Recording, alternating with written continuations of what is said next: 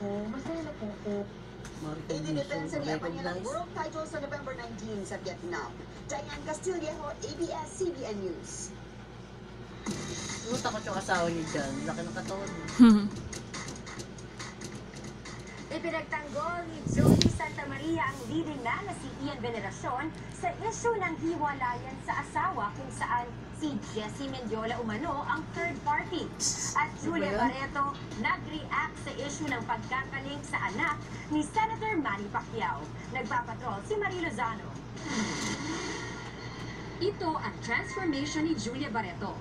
Fit na fit ang Just eating stuff that will be good to my body. and Linda, isa pang Barreto beauty.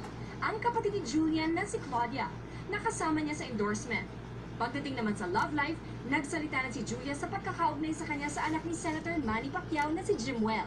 I think for a girl, it's very flattering. So, salamat. Yes, I've met, I think, both of the boys. I think I bumped into their family.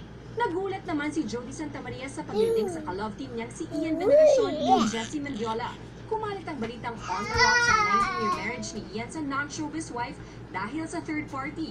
Ewan ko kung saan nanggaling yung issues na yun. Tsaka tanong, dapat siguro siya yung tanongin niya, hindi ako. Pero as a friend, oo, alam ko na kitang-kita na mahal niya ang pamilya.